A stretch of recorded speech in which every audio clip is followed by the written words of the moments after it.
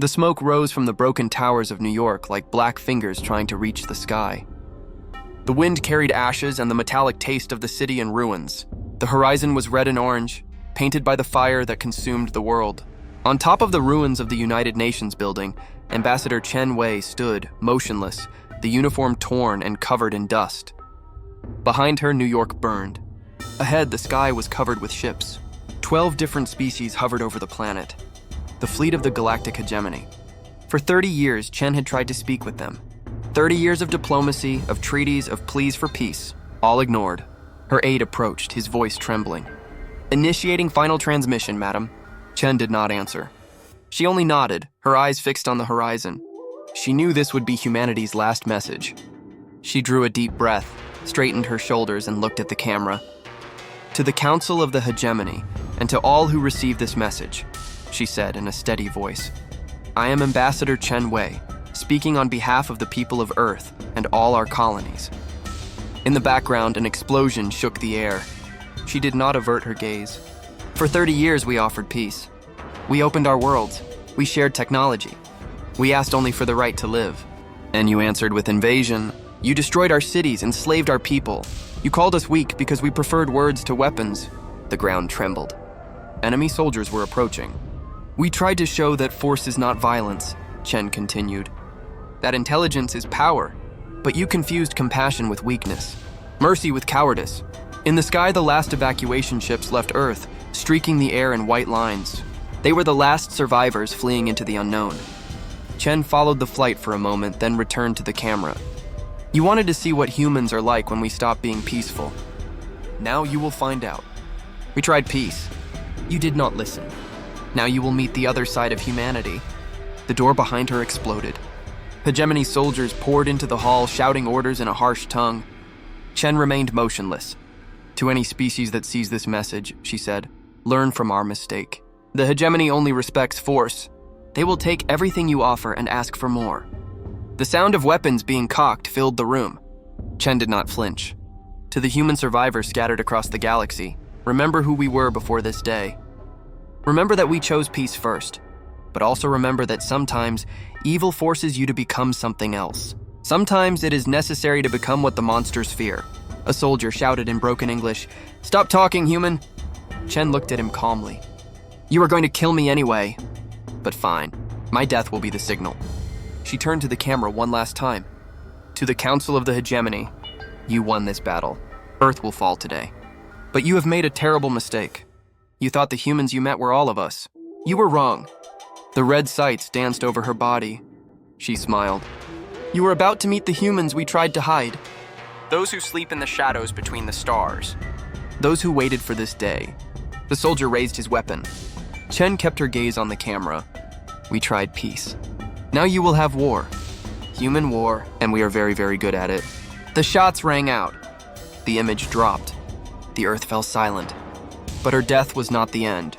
In secret bases spread across the galaxy, lights began to turn on. Old engines came to life. Cold sleep chambers opened with metallic clicks. In the moon's undergrounds, where the hegemony believed it had destroyed everything, reactors hidden for decades awoke. Computers turned on, forgotten protocols came back online, and a message blinked on every screen. Code WEI confirmed. General Hayes opened his eyes. The cold air left his lungs like smoke. Around him, dozens of soldiers woke from hibernation. He looked at the screen before him and saw Chen Wei's face, frozen in the instant before the shot. "Code activated," he murmured. "Time to rise!" In another corner of the solar system, in the depths of space, an invisible fleet emerged from silence. Black ships without flags lit their internal lights. At the center of command, Admiral Sarah Morrison awakened. "Status of communications?" she asked. "Signal received, ma'am. Codeway confirmed." Morrison fell silent for a few seconds. "Wake everyone! It's time!" Thousands of crew rose from their capsules. The sound of engines echoed through the fleet. Peaceful humanity had died. But the other side, the one no one wanted to see, was waking. And at some point beyond the mapped stars, a man watched in silence. Marcus Chen, the ambassador's brother, watched the recording of her death. The image trembled, distorted by time and interference, but he knew it by heart. When the final shot sounded, he did not turn away. He only smiled. "Signal all units of the Ghost Fleet," he said, his voice steady. Phase 1 complete. Initiate Phase 2. Show them how humans are when they stop pretending to be civilized. The bridge lights turned on. The sound of engines filled the air. Humanity had tried peace. Now war began. The Earth had fallen. The cities were in ashes, the oceans in flames, and humanity seemed extinct. But in the shadows of space, something was awakening. In the rubble of the solar system, ships without markings moved in silence. They were black as the vacuum, without signs of heat, without transmissions. They were not part of any map of the hegemony, and inside them, humans trained for the impossible, prepared to give back what the universe had given them: fear.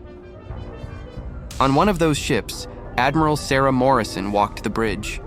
Her face steady, her eyes tired, the weight of 30 years of silence on her shoulders. Around her, screens lit up, showing entire systems, trade routes, military bases. The hegemony's empire pulsed in red on the holographic projections. "Confirmation of all units," she said. The communications officer answered without raising his eyes. 234 operational ships. All commanders awake. No casualties. Morrison crossed her arms. "And General Chen?"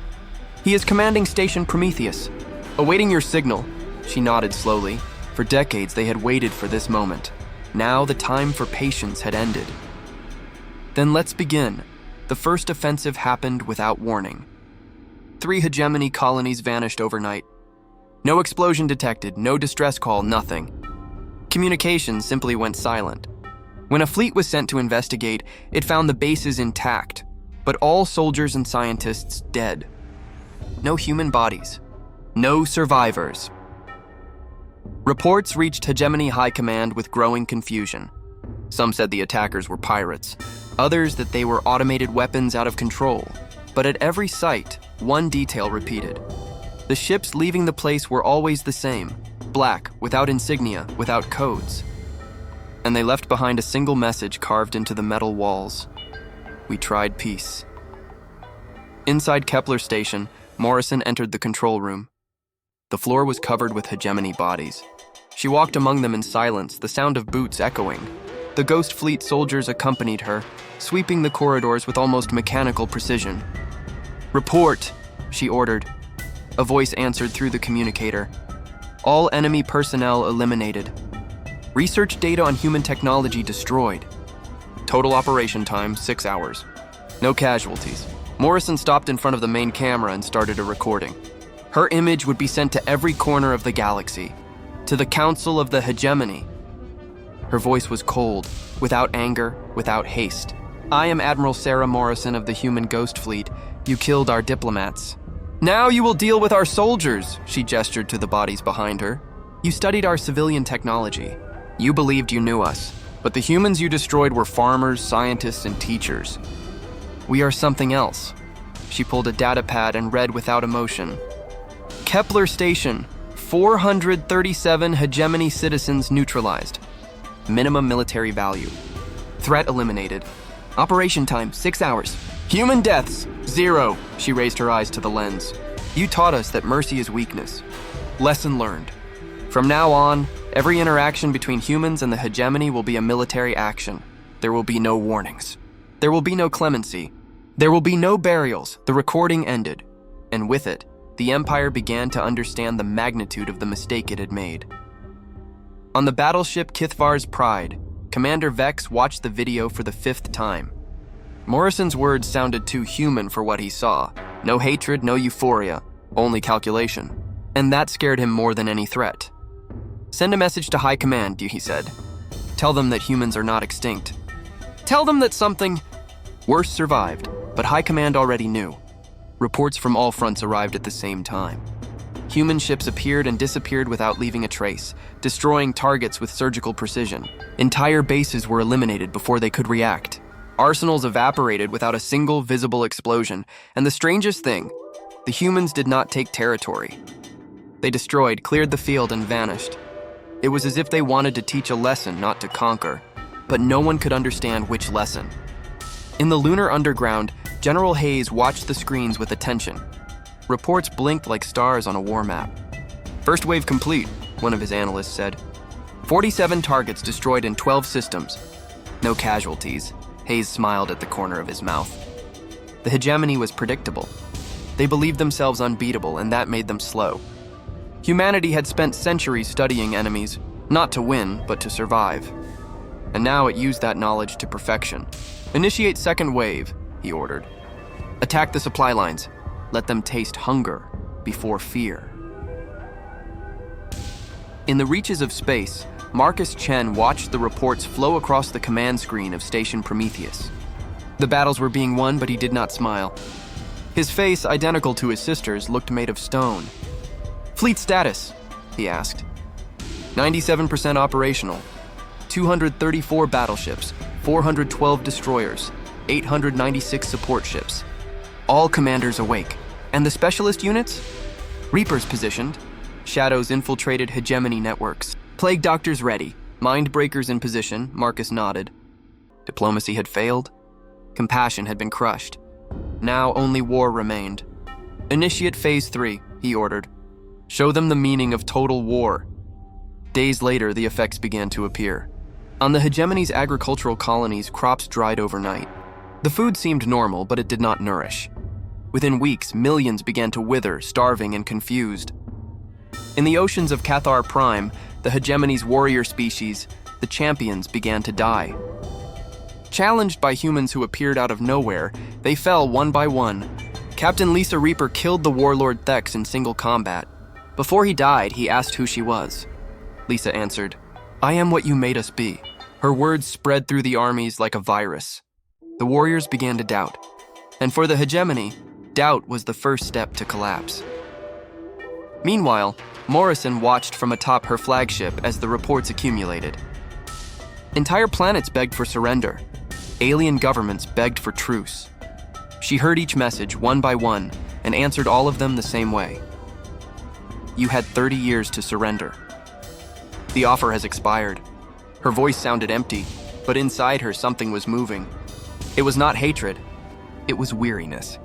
It was the pain of knowing that, in trying to save humanity, they were losing what remained of it. But there was no turning back. The fire was already lit, and it would burn to the end. In the reaches of space, Station Prometheus pulsed with activity. Marcus Chen watched the screens flashing, the map of the galaxy covered in red lights. Each point was a victory. Each victory, a step closer to the enemy's extinction. But when he looked at his sister's face frozen in the recording, smiling before dying, Marcus understood something terrible. This was not merely revenge. It was punishment, and he still did not know whether humanity would survive it. The universe had begun to understand. What was happening was not rebellion nor vengeance. It was planned extinction.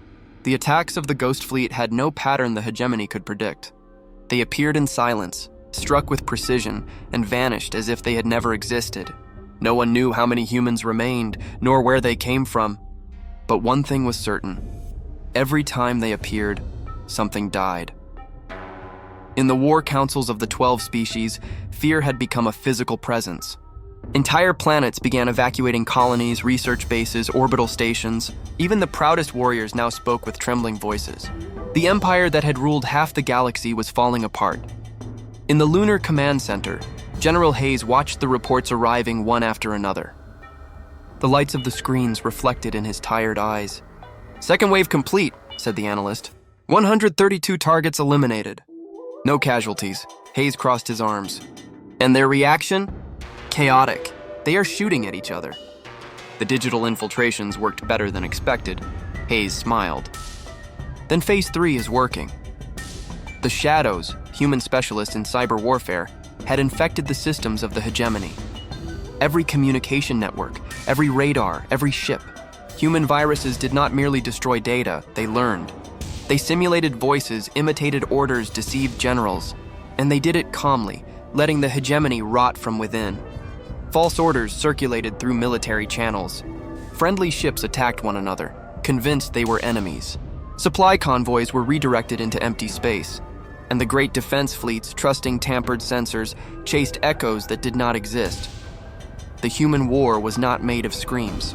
It was made of silence, precision, and patience. On the other side of the galaxy, Admiral Morrison watched a hegemony agricultural world slowly turning beneath her flagship. It was a fertile planet full of fields and rivers. That world fed 12 entire systems. She could destroy it in minutes, but had another plan. Deploy the agricultural virus, she ordered. The words sounded simple, but they would change the fate of millions. The virus would kill no one. It would alter the crops, changing the structure of the harvests. The food would appear normal, have the same smell, the same taste, but it would not nourish. Populations would die of hunger with their stomachs full. It would be slow, invisible, and cruel. The officer beside her hesitated. "Ma'am, it's irreversible." Morrison answered without emotion. "Nothing survived what they did to Earth.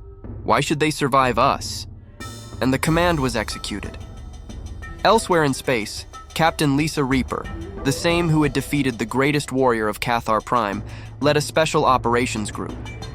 They called themselves the Reapers, soldiers made to kill without leaving traces.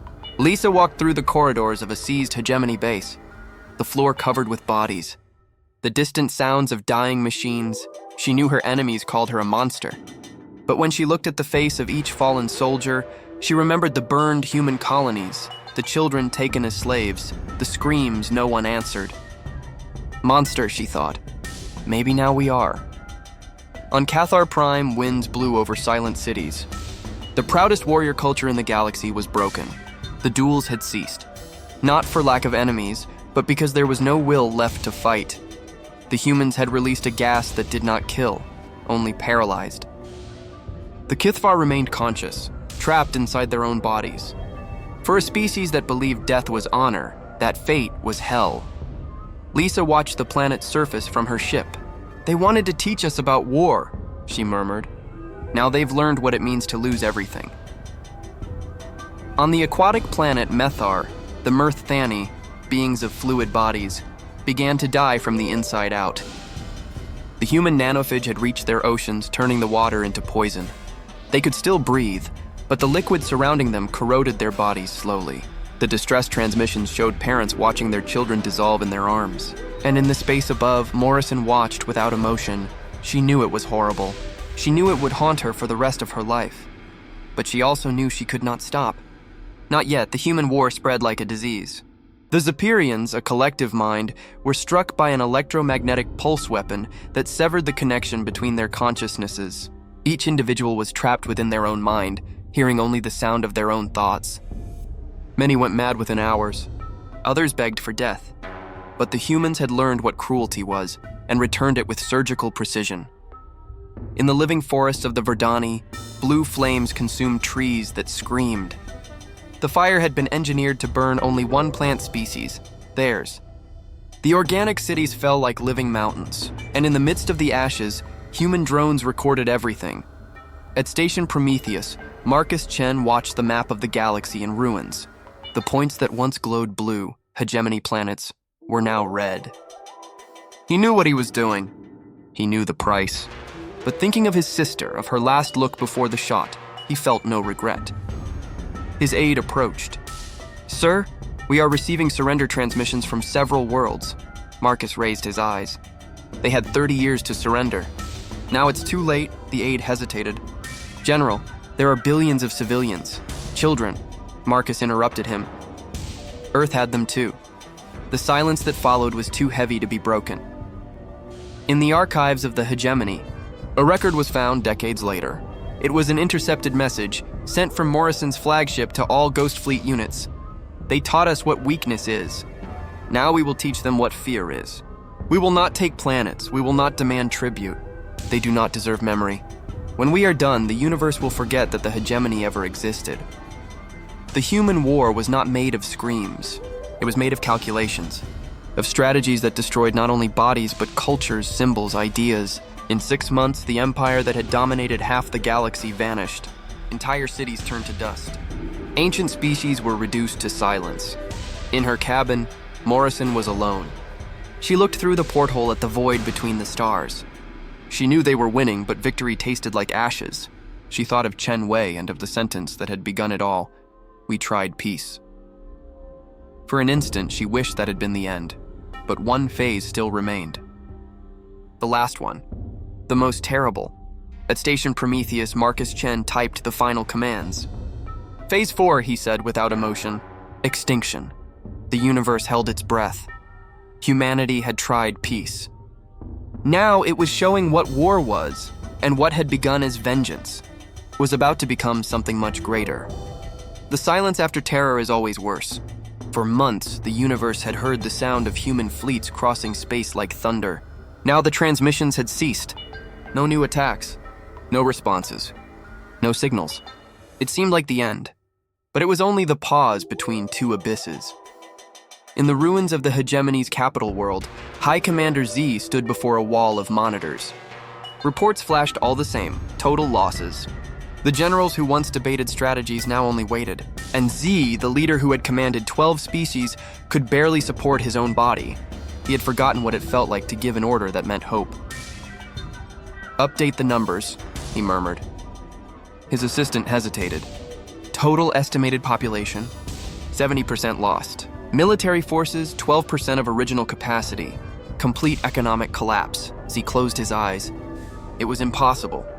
The empire of the Hegemony had controlled half the galaxy, with technology 1,000 years ahead of any other people. And the humans, whom they had considered a weak species, had destroyed everything in less than 6 months. "They're not winning," he said in a low voice. "They're erasing history." In the far reaches of space, the Ghost Fleet continued to operate. Each human commander followed orders with mathematical precision. Morrison, Chen, Hayes all moved as pieces of a single mind. In a distant sector, General Hayes oversaw the extinction protocols. On the screens, 12 species were being eradicated in specific ways, designed to strike their deepest weaknesses. The Mirthani, aquatic beings, were dying slowly. The human nanophage altered their bodies, replacing molecules of their DNA with structures that could survive neither in water nor in air. They watched their children rot in their arms, conscious until the final moment. The Kithvar, the warrior caste, received a gas that left them immobile, prisoners within their own bodies. They could see, hear, and think, but never move again. For them, paralysis was worse than death. The Verdani, plant-like beings, burned in forests that seemed to scream. The fire had been engineered to consume only their species of tree. The other plants, untouched, watched the extermination in silence, and the Zepyrians, collective minds, were disconnected from one another. Each consciousness became isolated, hearing only the echo of its own thoughts. Solitude drove them insane in a few days. Each attack was designed to provoke not only destruction, but remembrance, the kind of remembrance that never heals, aboard her flagship. Admiral Morrison watched the Mirthani worlds die. The deep blue waters turned brown. Millions of creatures tried to flee to the surface, but there was nowhere to go. The virus changed everything. She drew a deep breath and closed her eyes. "You're winning," said a voice inside her. "No, I'm finishing what began when they killed Earth." On the communicator, a message blinked. It was from General Chen. "Phase 4 completed," said his voice. "Initiate Phase 5, no survivors. No memory." Morrison remained still. "You're asking us to erase entire species." "No," Chen replied. "I'm asking you to ensure that no one ever again thinks of raising a weapon against a human." The silence between them was heavy. Finally, she replied, "Understood." At Station Prometheus, Marcus Chen looked at the holographic map of the galaxy. Thousands of points blinked in red. Each light was a doomed planet. Each planet a sentence fulfilled. For years, Marcus had been a rational man, but his sister's death had changed something inside him. Now reason was only a disguise for pain. He stared into the void and spoke softly, as if she could still hear him. "They called you weak, Chen. Now they'll know what their weakness cost," and then he gave the final order.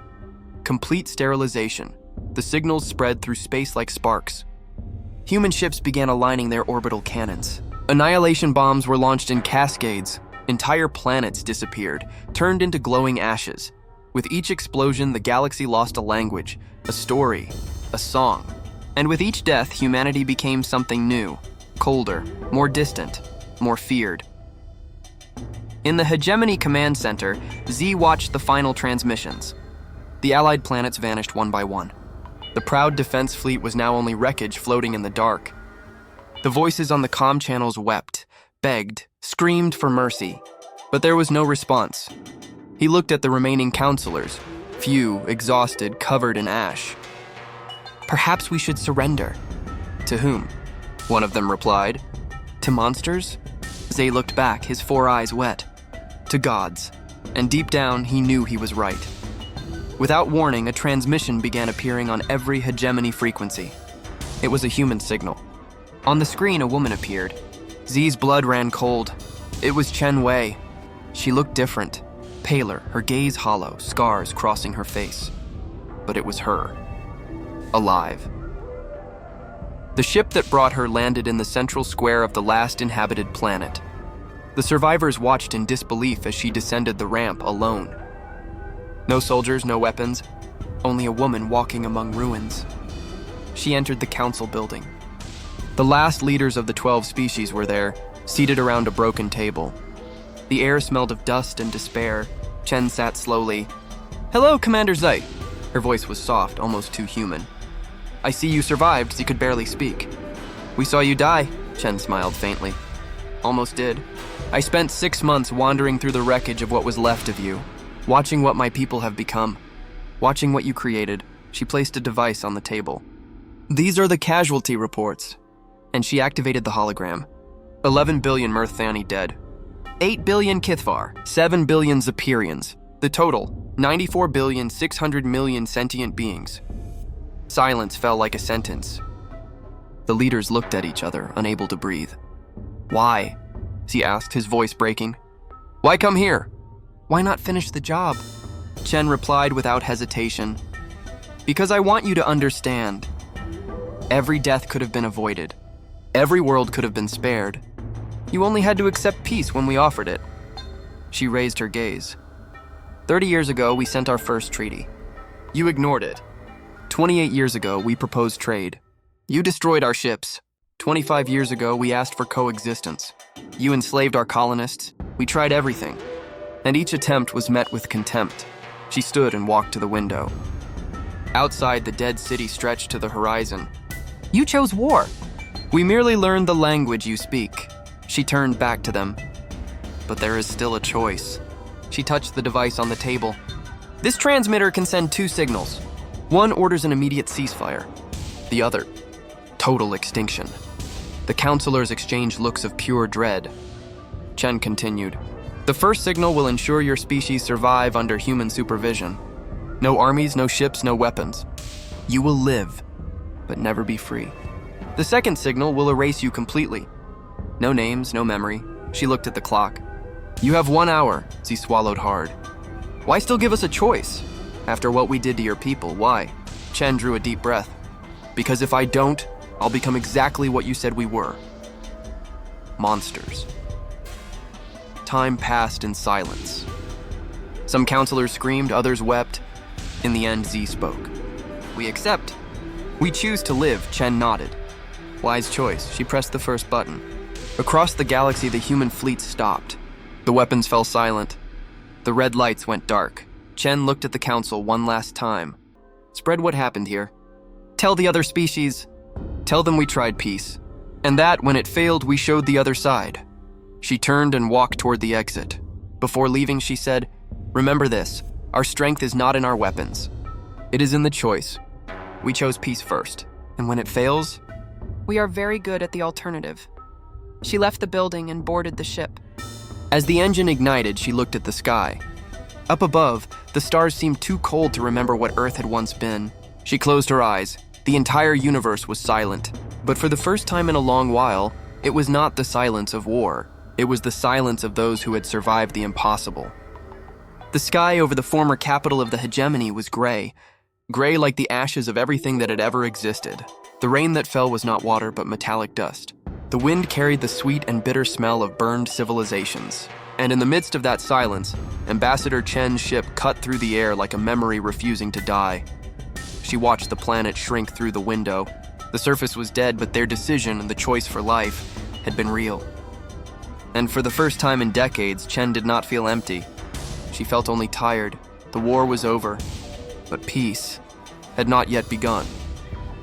On the console before her, a transmission waited to be sent. It was the final protocol of her mission, a message meant for the entire galaxy. She drew a deep breath. The camera began recording. "To the free species that still hear this message," she said, her voice calm and deep, "I am Ambassador Chen Wei from Earth." She paused. The echo of her own name sounded strange. "6 months ago, the Hegemony destroyed my homeworld. They thought they had annihilated us, that humans would vanish like dust in the wind." She looked at the stars through the porthole, but we survived, and in the process, became something even we no longer recognize. The memories came like cuts, cities burning, ships fleeing, the final shot. Her voice faltered for a second, but she continued. "We tried peace. We offered friendship. We reached out our hands. They answered with fire. And the universe watched. The silence after that line seemed infinite. Then Chen raised her eyes and spoke with the same tone she had used in the first transmission, the tone that had begun it all. I want you to remember what happened here. Remember that humanity offered compassion before war, that we asked for dialogue before vengeance, that we chose to be civilized before we were forced to stop pretending," she breathed, feeling the weight of each word. "But also remember what we learned. That kindness without defense is an invitation to destruction. That peace only survives when there is strength to protect it. And that humanity, when pushed beyond its limit, does not break. It changes." Chen's expression softened. In her eyes was something between sorrow and pride. "To those who seek coexistence, know that there is still hope. We did not fight for dominion. We fought for memory. And to those who think to repeat the mistakes of the hegemony," she paused for a long moment, "remember what was left of them." The transmission ended. The file was sent to every known frequency. Entire systems received the signal. And for weeks, the universe was silent. At the lunar base, General Hayes received the recording. He stood in silence as Chen's voice echoed through the hall. At the end, he looked at the officers around him. "And now?" one of them asked. "What do we do?" Hayes rose and looked at the star map. Hundreds of empty worlds blinked in red. "Now, we rebuild." He clenched his fists. But not as before. Elsewhere in space, Admiral Morrison orbited the wreckage of the last hegemony world. She watched the dead oceans and the ruins covered in smoke. She felt that victory was not the same as triumph. The war was over, but humanity was no longer the same. Beside her, the ship's captain asked, "Ma'am, what shall we do with the rest of the fleet?" Morrison thought for a moment. "Leave half on patrol. The rest at rest." The captain hesitated. "Do you think someone will try to attack again?" She looked into the void. "There's always someone." At Station Prometheus, Marcus Chen walked through corridors lit by white lights. The base's engines were silent. The screens displayed only one phrase: "Operation complete." He entered the main chamber and stood before the central panel. His sister's face was projected there, frozen in time, the calm smile before death. He reached out, touching the hologram with his fingertips. "You did it, Chen," he murmured. Humanity survived. But deep down, he knew the price had been far too high. The ghost fleet, the biological weapons, the viruses, all of it was now part of them. Part of what they could neither forget nor hide. A light blinked at the corner of the panel. An intercepted transmission. Marcus opened the file. It was short, encoded in an unknown language. But the final words were clear, automatically translated by the system. "They saw what you did, and they are coming." Marcus was silent. Then he smiled, a small, tired, but real smile. "So it isn't over, sister." "Not yet." He turned off the panel and looked out at the dark space through the window. "Alert the fleet. Prepare." His aide stared at him, surprised. "General, for what?" "For what comes next." Marcus's voice was calm. "For what the universe always does when something tries to be a god, it sends a bigger monster." Days later, in a distant system, automated sensors detected an anomalous signal. It was not human, nor hegemony. It was something different. And it came from far beyond known space.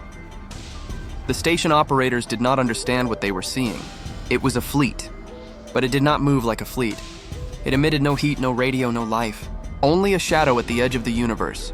Human records classified the event as unknown contact. Code silence. The message was forwarded directly to Station Prometheus, and when Marcus Chen received it, he knew the universe was merely restarting its cycle. Because there would always be someone who saw human power and wondered if they could defeat it. Meanwhile, on the devastated Earth, a small group of survivors walked among the ruins. The black clouds were beginning to dissipate. The ground, once scorched, showed signs of life. A small plant sprouted between cracked concrete. A child watched it and smiled. "Look, Mom, Earth is coming back." The woman knelt beside her, touched the sprout gently, and looked at the sky. "It always comes back," she said. "Always." And above them, far beyond the atmosphere, human ships watched in silence, vigilant, patient, prepared. Humanity had tried peace. Humanity had waged war. And now, for the first time in millennia, humanity had something new. Time. But the universe was listening. And the echo of the stars whispered that the true test was yet to come. But this is only one of the many stories forgotten at the frontiers of time. If you've made it this far, subscribe to the channel Echoes of the Last Era to hear more tales of lost worlds, forbidden loves, and secrets hidden among the stars. Leave a like, share, and until the next echo.